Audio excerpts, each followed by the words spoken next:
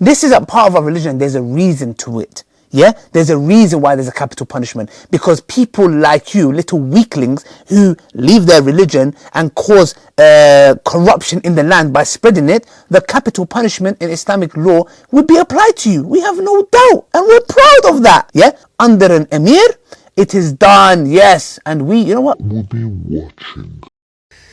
So guys, welcome back. So I've got a little challenge. I've been seeing a noodle. Yes, noodles that, those Chinese noodles. I personally like king prawn noodles, yes. But this is a different kind of noodles that we're going to munch up intellectually. Yes, rinse out like a washing machine. Yes, that's what's going to happen, inshallah. So this sister, we'll call her sister out of respect, she talks a lot. I'm sure she likes noodles. So we're going to serve noodle. Yes, Islam. So let's see, inshallah. So let the topic be, she's making challenges and talking about all these verses. Bring all of them. Every single one of them. Time and place. TikTok, YouTube, whenever you like. Tick to the talk. I prefer it. We can check out the live. This is an open challenge to this girl. Let's have a debate. Let's have a discussion. Is Islam the truth? And yeah, let me know anytime. So you've been doing videos, getting hyped, getting gassed. It's time to, stand up to the noodle challenge. Let's go. A few months ago, this man was nothing more than a meme to me. He was someone that you just see in passing on the internet, laugh at, and then forget about. I'd never had any interaction with him. I'd never spoken to him. So I was surprised when I got his debate offer back in December of 2020, especially because in the past I'd seen him say, "If you have minimum 100,000 subscribers, we can talk." That snippet is from a TikTok that I never released because I just couldn't be bothered with all the back and forth that was going on, but that's how many subscribers I had when he tried to debate me. Anyway, so his debate offer weirdly coincided with the exact same time that my personal details got leaked online. It was also right between the Christmas and New Year period, so I was so busy. I just didn't have time for Ali Dawah at that point. It had only been a matter of a few days, but he started saying that I was trying to avoid him and that I was scared of him, all because I wasn't using my Christmas and New Year holiday period to try and arrange a debate with him. Anyway, only a few days later, when things had kind of settled down a little bit, I decided to respond, and this was what I said. Despite there being every reason under the sun for anyone to reject a debate with this man, I will accept. The terms you'll need to agree to are as follows. The debate will take place on a third-party YouTube channel. It will be live, one-on-one, and you may not bring anyone else into the discussion. It will also be moderated by an unbiased third party, and we will each have a set time limit to speak, no talking over each other. Anything along the lines of insults or personal attacks will not be permitted. Given the way Ali Dawah has interacted with women publicly in the past, the topic I'd be interested in is Islam good to women? Following the debate, you may upload the entire debate to your YouTube channel. However, you do need to agree that you will not edit out certain clips. You need to upload the whole thing. Prior to the commencement of the debate, the rules will be restated by the moderator and we'll both agree to them one last time. Violating any of these rules during the debate will mean we put a stop to it immediately. If you can agree to all these terms and conditions, reach out to me and we'll set a time and date. We ended up talking a little bit on Twitter. There was a whole bunch of back and forth. I'll attach the screenshots and you can pause to read, but you can see that he was just being completely ridiculous and so stubborn. Even though he himself had suggested we could do the debate on YouTube, he started saying that he didn't want to do that anymore. Then he said he wants to have the debate on TikTok. I don't even know how that works. Then he tried to say he wanted to do it on Zoom, and I kept repeating to him that if we're going to do it, it's going to be on a third-party platform on YouTube. Anyway, eventually he finally agreed that we could do it on YouTube, and we started talking about dates and times. I found a third-party channel, I suggested it to him, he agreed. I asked him for his email address, he gave it to me, and then I sent this email out with the moderator CC'd in so that we could start figuring out times and dates. If you read through my email, you can see that I took the time to reiterate all the rules in writing, and I put forward not one, but 2 suggested dates for him to choose from. After that, he started acting really weird and erratic on TikTok. He looked like he was really agitated or something. Like, I have to agree with the condition, I have to agree with the topic. You want to prepare? No problem. Take your time. No problem. Take months, years, weeks. No problem. Take it. I'm going to listen to you. I'm not going to say a single word. It will be the best noodle I've had in a long time. What the fuck? Oh, we are scared of the ex-Muslims. Just say you're crapping yourself. Yeah? You're crapping out noodles. Yeah? If you can add a moderator, no problem. Add a moderator. Add whoever you like, yeah? Okay, so it's going to be...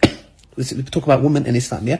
We're going to see what happens, yeah? Okay, noodle head. He kept trying to insist to his audience that I was refusing to lock in a time and date after I had sent the email suggesting 2 potential dates. Time and place. Please, I'm waiting. No more. Reply to my tweet. Let's get this done. Now that I've said yes, time and place. Time and date, please. Not place, time and date, please. Yeah? He never agreed to any of the proposed dates that I put forward, and he never even acknowledged that I had done that. He continued to act really strange in public and made not 1, not 2, not 3, not 4, not 5, not 6, not 7, not 8, not 9, not 10, not 11, not 12, not 13, not 14, not 15, but 16 videos about me on TikTok. And they were such weird videos. I mean, what is this? What kind of grown man goes to a grocery store and holds up a packet of instant noodles to make a TikTok? And you know what's really strange? The same time that this was all happening, an anonymous troll started relentlessly harassing me every single day on Twitter. So this was the initial account that they used, and then they just kept making new ones until eventually they got to the 16th account. And you know what the weirdest part was? If you compare the tweets that this troll was sending me to the kind of stuff that Ali Dawah was tweeting about me, they feel strangely similar. They were also talking very openly about wanting to debate me and saying that I was too scared to debate them, just like Ali Dawah was trying to say. But, you know, who knows? Maybe this was all just a weird coincidence. Anyway, behind the scenes, Ali Dawah was continuing to act really weird. He kept refusing to lock in the time and date. He started demanding that he would only debate me if I removed my mask, knowing damn well that I was never going to agree to that. It was also really ironic that he would never expect a niqabi woman to remove her face covering, but apparently he felt entitled to see my face. He was just acting so ridiculous and so childish, and it became blatantly obvious that he had no interest in proceeding with the debate at all. All he wanted to do was pull a publicity stunt and use my name to gain a bigger following on TikTok. I mean, he even publicly bragged about the fact that that is what he was doing. So I decided to give him one final opportunity to agree to the rules and to lock in a time and date. And of course, he refused. He kept making ridiculous excuses and just acting like his usual childish self. I was so sick of his followers just trolling me and constantly tagging me in his videos. So I decided to block him on TikTok because you don't get notifications for that stuff for an account that you've blocked. He kept making TikToks about me, and when he realized that I'd blocked him, get this, the guy actually started sending me his TikToks through Twitter DMs. What the hell? I mean, seriously, what the hell is this?